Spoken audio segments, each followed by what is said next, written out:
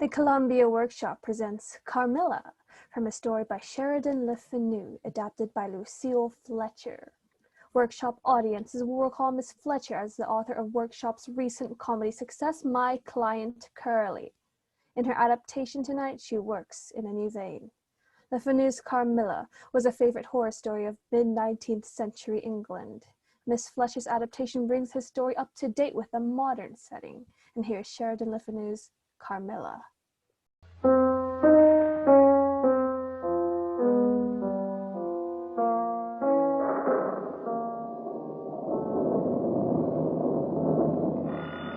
Dr. Witherspoon speaking. Is this the Reverend Witherspoon? Yes. This is J.S. Dodge. Do you remember me, Dr. Witherspoon? I have the big place on Maple Hill. Oh, yes, Mr. Dodge. I remember you. I'm in trouble, Dr. Witherspoon. Can you come over to my house at once? Why, of course. Thank you. It's a matter of life and death.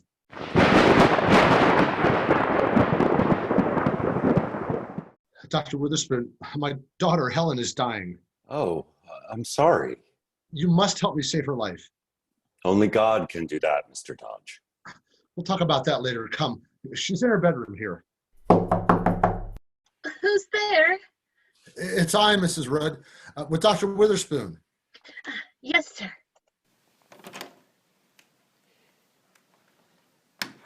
Helen? Helen, it's Papa.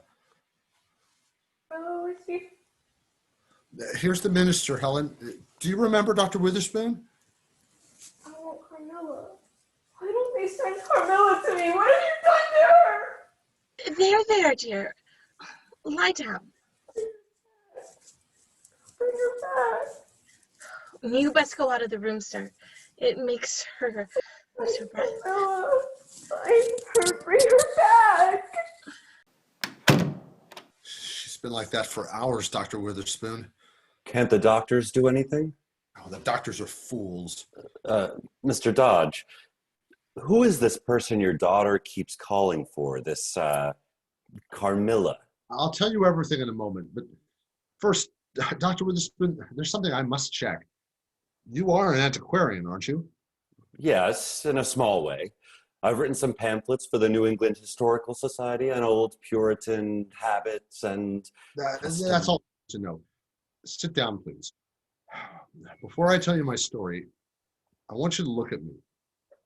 Do I seem normal to you or insane? Why, you seem rather overwrought, sir, but I would say quite sane. Then perhaps you will believe me.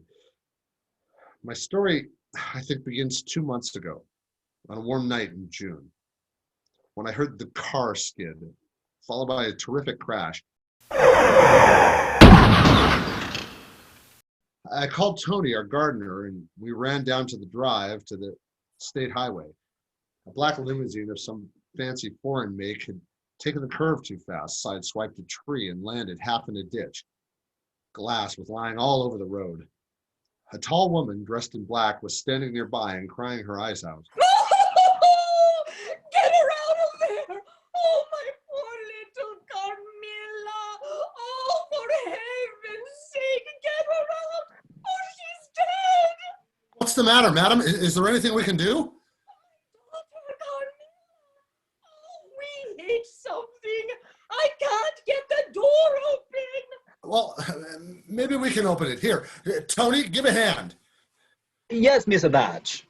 Okay, now pull. It opens quite easily. Oh, does it? I will get her out! Quickly, please! Here she is on the floor. Okay, Tony, now take it easy. Yes, Mr. Dodge. All right, there. Give me that other auto blanket over there. All right. We'll lay it down on the grass over here. Oh, is she dead? Oh, she just seems to have fainted. She'll be all right. Run up to the house, Tony, and get some water. Yes, Mr. Dodge. Oh, I was in such a hurry. I have to get to Canada by tomorrow morning. Canada? Why, that's a good 700 miles. I know.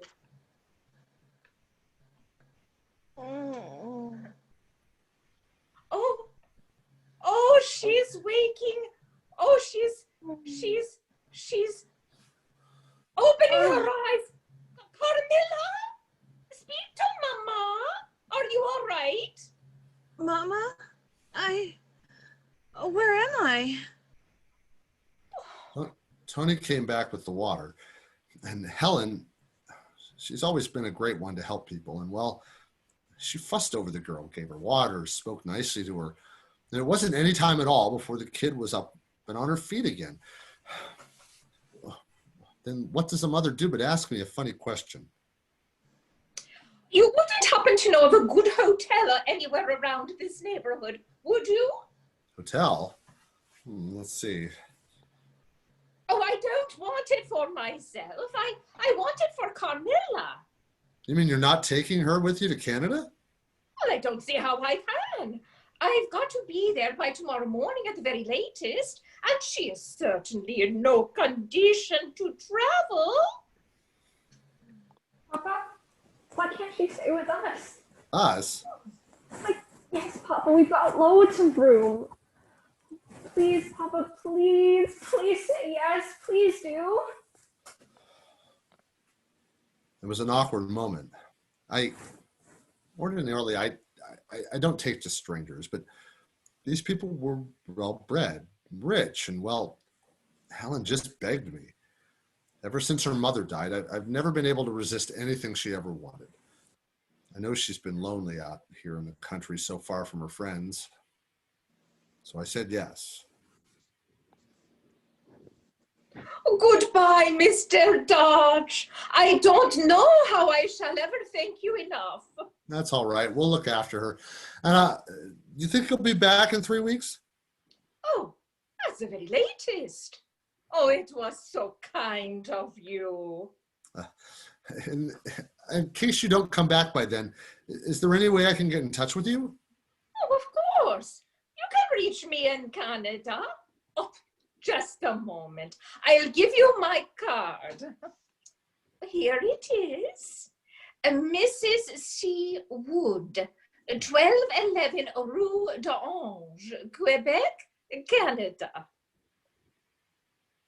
I haven't got the telephone number with me, but the long distance operator will give it to you. Well, thanks. Thanks a lot. Well, goodbye and lots of luck. Oh, goodbye. Oh, goodbye, Carmilla, my darling. Goodbye, Mama. Bye.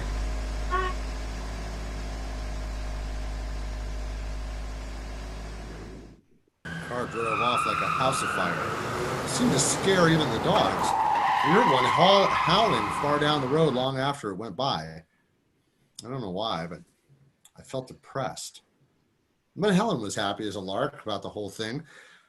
I'd never realized before how lonely she must have been all by herself until I saw how she acted with Carmilla.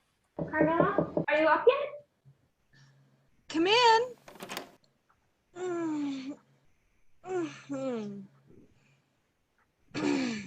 Good morning. Or maybe I should say good afternoon. Do you know it's almost 2 o'clock? Oh, but I still feel tired. Do you know what time Mama and I get up at home? 5 o'clock in the afternoon. Carmilla. That's a real time to get up, when the light is all soft and golden and the sky is pale blue like a painting by Mulier. Oh, and the birds are going to sleep. Oh, but you miss everything if you get up that late. Oh no, you don't. Well, come on now. I've got a million things to show you. The house and the pool and the garden.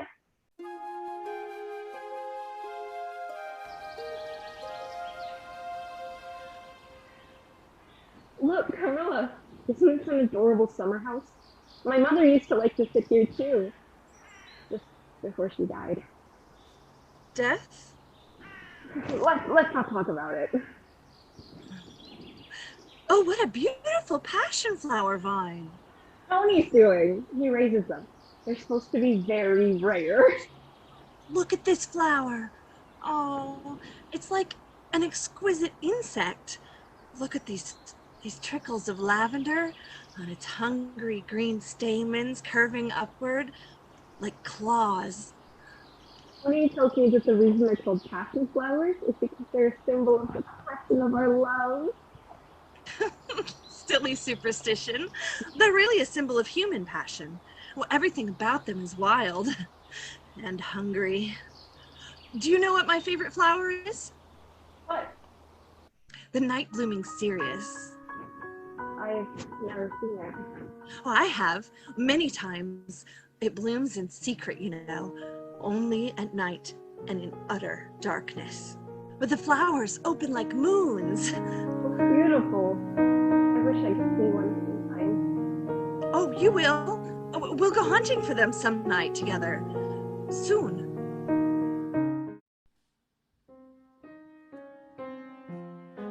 Carmilla? Carmilla? Oh, it's you! Yes. You didn't tell me you played. What a strange piece that is. What's it called?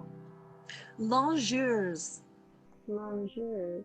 What an odd name. And yet it's somehow appropriate. It's my favorite piece. What does it remind you of? I don't know. It reminds me of moonlight and a very old stone fountain. It's cool there. It's silvery. It's like the moonlight, like turned into silver water. I can feel it all over my body. Does the music make you feel that way too? A little. Yes, I can almost see it. The fountain and the moonlight. When you describe it, Carmilla.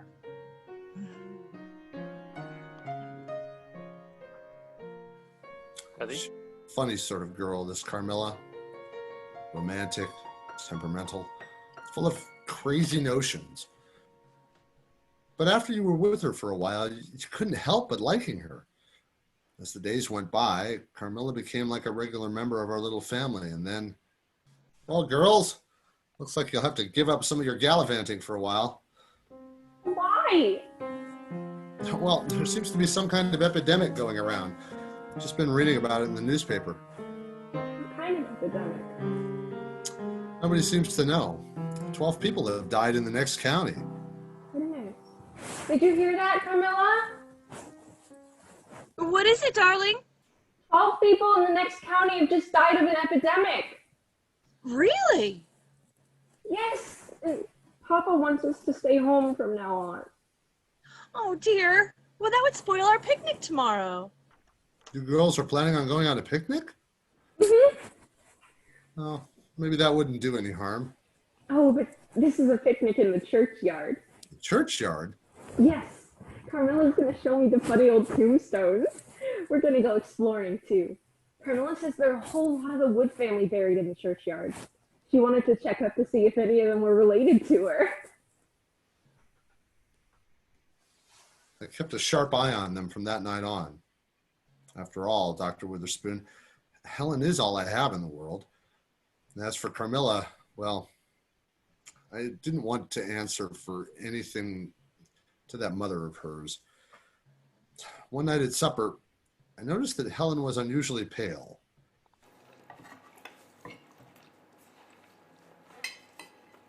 Helen, what's the matter? Aren't you feeling well?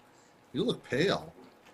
Well, maybe I'm just tired. I haven't been getting very much sleep lately. Bad dreams, I guess. Oh, I've been having bad dreams too. Oh, I haven't slept a wink the last 3 nights. Have you, Carmilla? You never told me.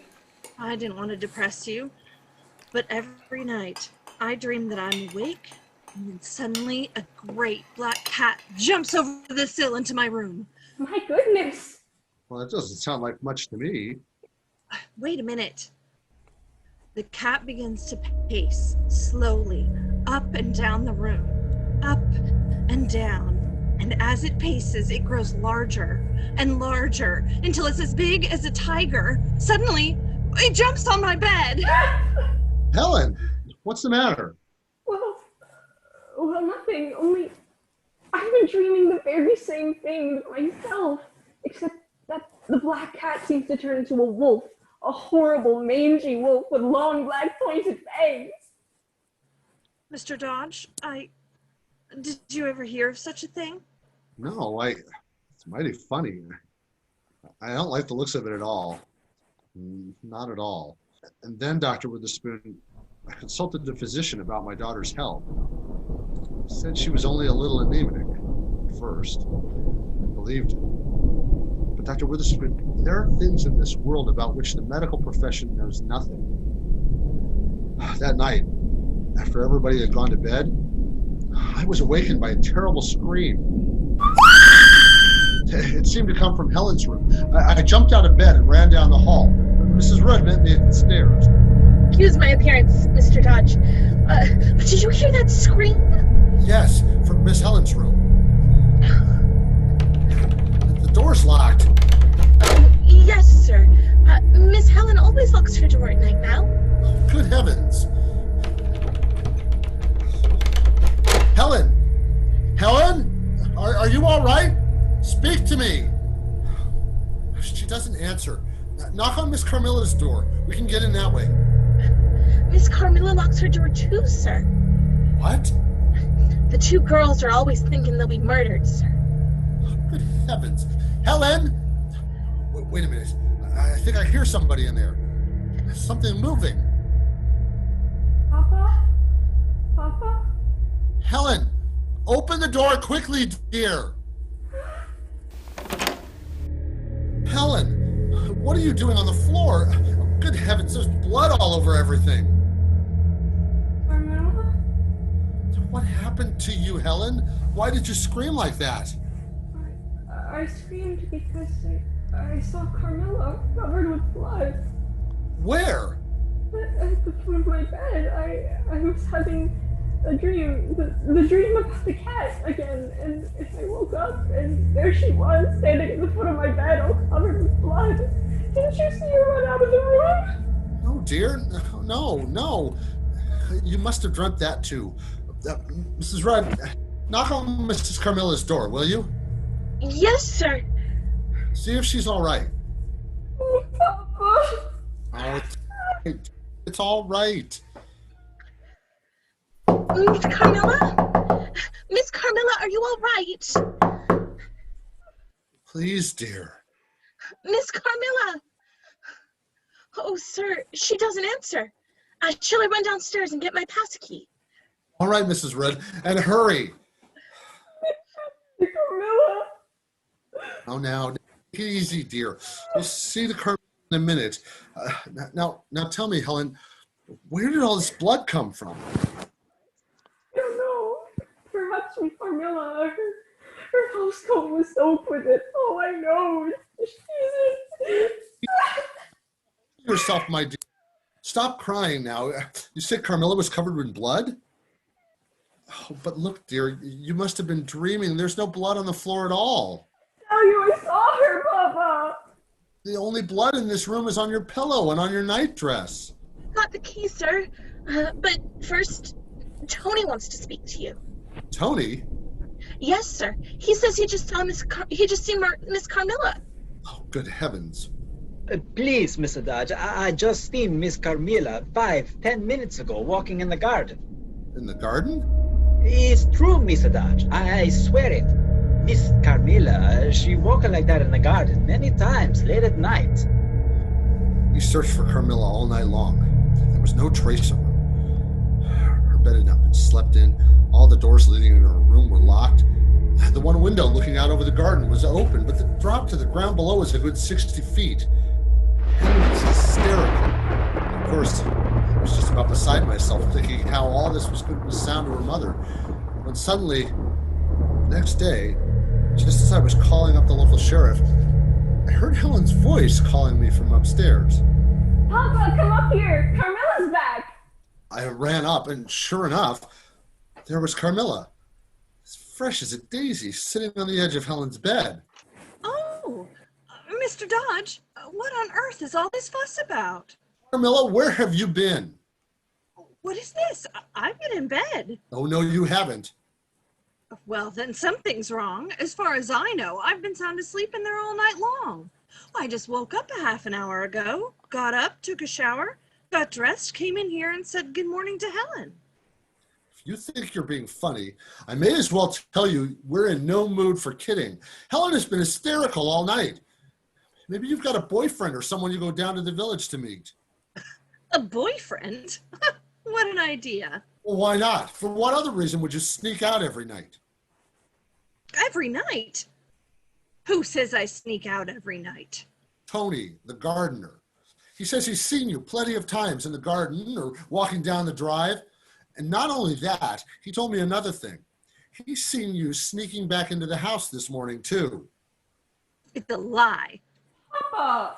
I don't want to hurt you, Carmilla, but be frank with me. Otherwise, I'll have to take some kind of action. Papa, please! I can't have any guests of mine sneaking and prowling around the house all hours of the night. Helen, where did that blood on your dress come from last night? How did Carmilla get out of her room? She hasn't explained one word of this to us. And if she won't, why, there's nothing more to do but wire her mother. No! I swear to you, Mr. Dodge, I have nothing to tell. Perhaps you were dreaming. Well, perhaps we were all dreaming. Even Tony. Oh, I have it. I have the solution. What is it? I'll bet. I've been walking in my sleep. Oh, thanks. Why didn't we think of that? I haven't done it since I was a child, but it used to be a great habit with me. Well, they say I had an uncanny sense of places. I could even find my way through locked doors. Of course. See, Papa? How simple. I wasn't satisfied with this whole business. Too many things just didn't seem to click. The blood on Helen's pillow, the locked doors, the 60-foot jump. I still thought Carmilla was holding out on me. There seemed only one thing to do.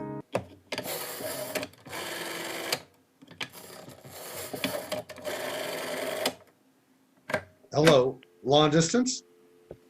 Will you connect me with Quebec, please? Quebec, Canada.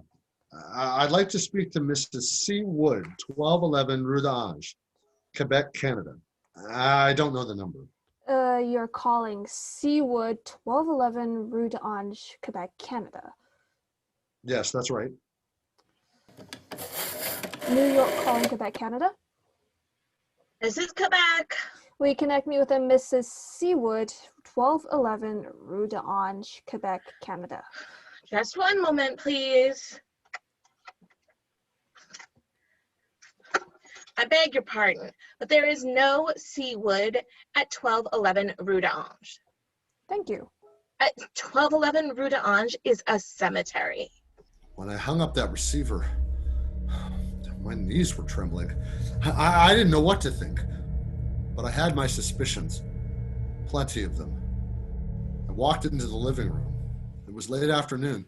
Carmilla was playing the piano. Carmilla? Oh, Carmilla, when did you last hear from your mother? Mama? Mama, let's see. Today's Friday, Thursday, Wednesday. The truth. You haven't heard from her at all.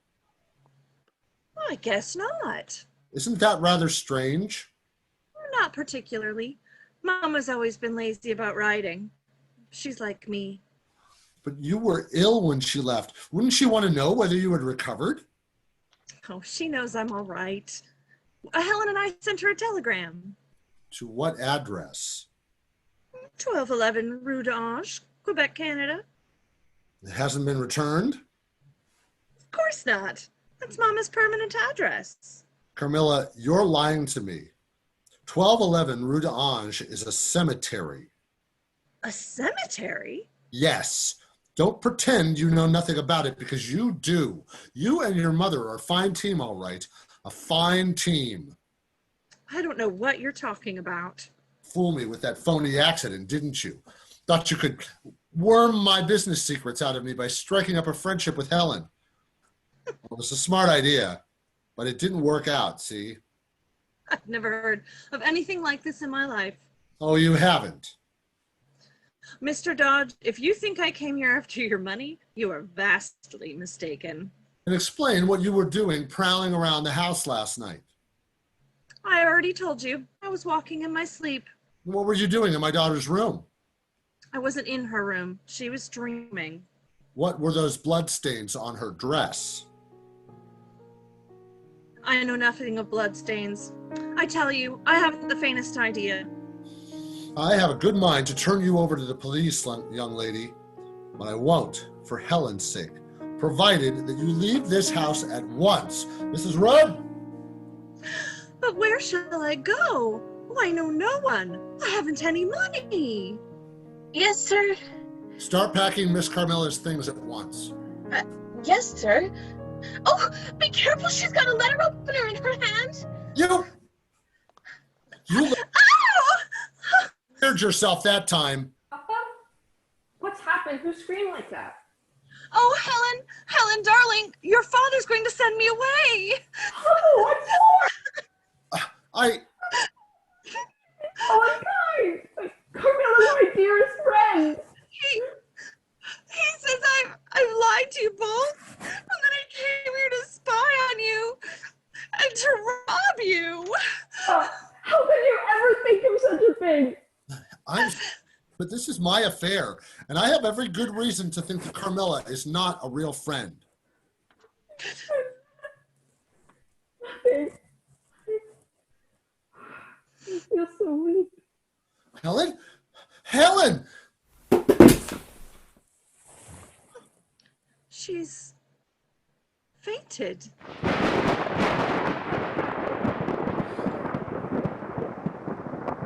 carried Helen upstairs and called Dr. Bradley. He worked over her for 2 hours, but he couldn't even bring her back to her senses. She lay all that afternoon and evening in a deep coma. She didn't move, scarcely seemed to breathe. Downstairs in the living room, Carmilla was playing her everlasting tune. It seemed to mock us. Finally, I couldn't stand it any longer. I stood up to call Mrs. Rudd when suddenly I saw the door to Carmilla's room open very slowly. She came into Helen's room. She didn't speak to me. Her laugh. Carmilla? Oh, good evening, Mr. Dodge. I was surprised to see me. I thought you were playing the piano. I am. Oh, you thought you could keep me out of here, didn't you? You thought Helen would let me be sent away. You think walls or doors or locks would keep me away from Helen? No, Mr. Dodge. She's mine. Do you hear me? Mine. Oh, see how beautifully she sleeps. She's happy now. Do you know what she's dreaming of, Mr. Dodge? I do. She's dreaming about a fountain. An old stone fountain in the moonlight. But soon she'll dream of a cat, a great black cat who jumps over her windowsill. Bed! Leap. With one leap, she jumped on Helen's bed. Oh, I saw her teeth bared like fangs, like the blue fangs of a wolf. And then suddenly, the room went dark. I could hear Helen struggling on the bed, and then one agonizing scream. I groped my way toward the bed. I could see nothing of it but a great black mass that swelled and swelled until it covered the bed like a cloud. I struck at it with my fists.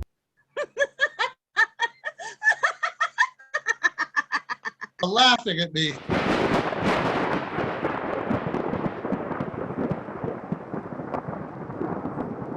This happened last night, Dr. Witherspoon. Since then, I've almost been crazy. I know everything now. I know that my daughter has only one chance to live. And that is? That is if we destroy this monster who is draining her strength. This incubus, this vampire. Vampire? Oh, vampires are mythical. They're like witches or ghosts. Mr. Dodge, you're sure that all of this hasn't been brought on somewhat by your own state of mind? My own state of mind? Good heavens, what are you insinuating, Dr. Witherspoon? Your daughter's dreadful illness, the shock perhaps. Dr. Witherspoon, I have called you in to help me. I've given you all the evidence. There is no time to waste. Now, tell me, from your antiquarian studies of the old Puritan families, what do you know about the family named Wood? Wood? I have an old portrait here of my daughter that she picked up at a village auction. just before the epidemic. It's supposed to be a picture of the Wood family, a Mercala wood. Helen brought it because she thought it was the image of Carmilla. Here it is. Oh, yes. 17th century. Most attractive. Who is this Mercala wood? Do you know anything about her? Nothing very important. What is it? She was hanged on the village gallows as a witch. A witch? Dr. Witherspoon, take me to her grave.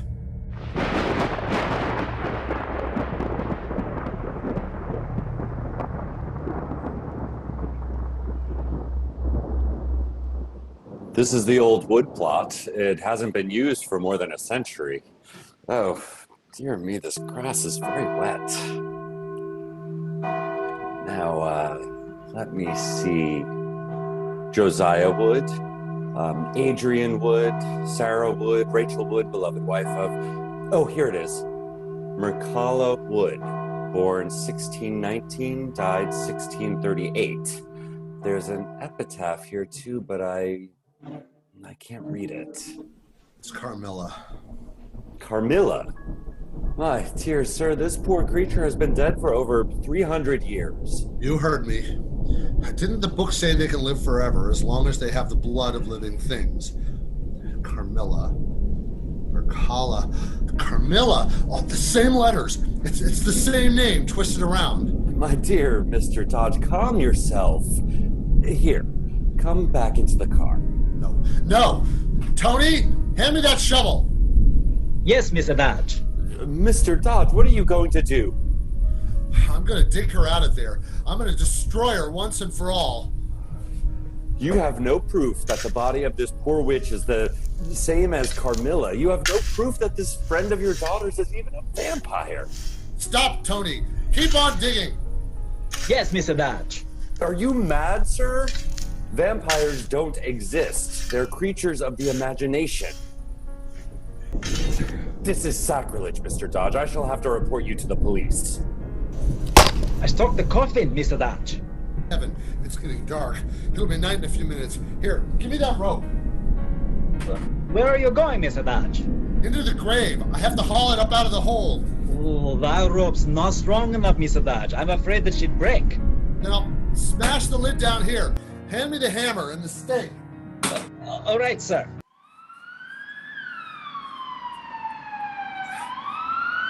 What's that? Huh? Police! Quick, the hammer! Yes, sir.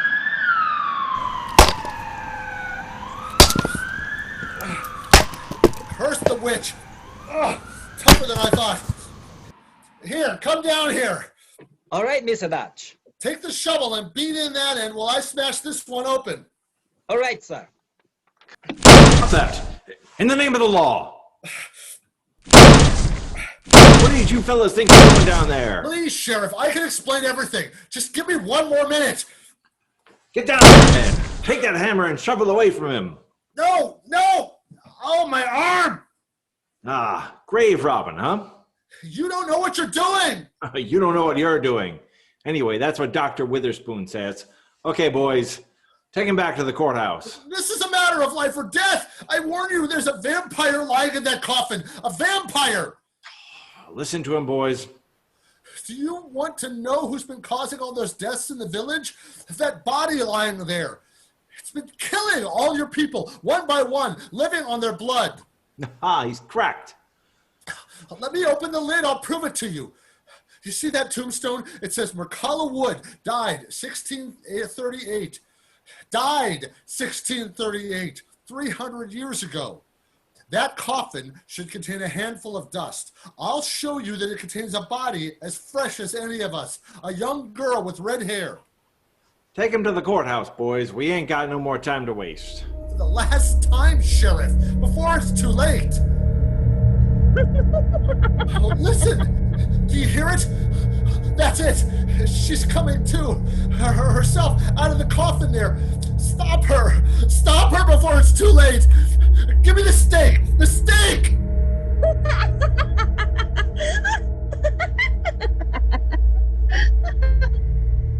hear nothing. Come on.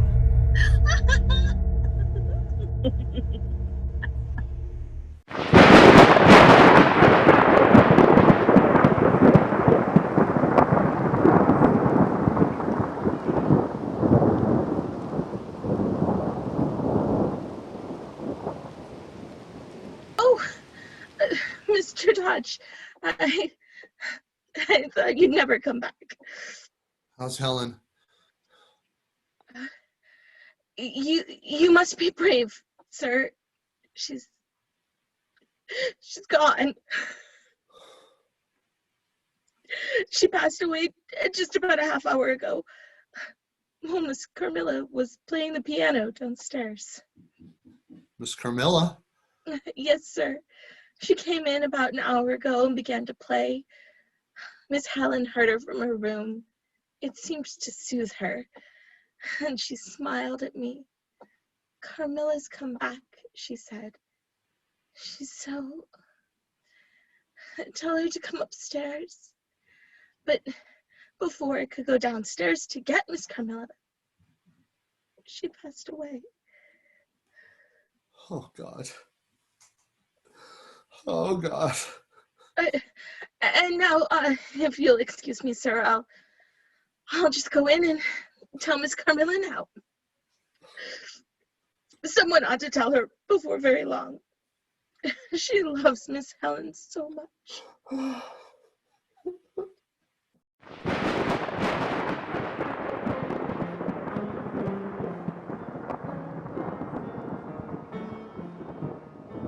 You have heard the Columbia Workshop's presentation of Carmilla, a story by Sheridan Le Fanu, adapted for radio by Lucille Fletcher. The entire production was under the direction of Hjalmar Anderson. The part of Mr. Dodge was played by Larry Shaw, Carmilla by Tracy Asaurus, Helen by Ari Shaw. Other members of the cast were Steve Murphy, Becky Gill, Janine Early, Adrian Serrato, Jeff Petros, and Ivy Shue. Next week, the workshop presents a radio production of two poems of America Today, the work of two of our best-known contemporary poets looking at our country at this moment in our history. The poems are verse sequence by E.B. White and Nightmare at Noon by Stephen Vincent Benet. This is the Columbia Broadcasting System.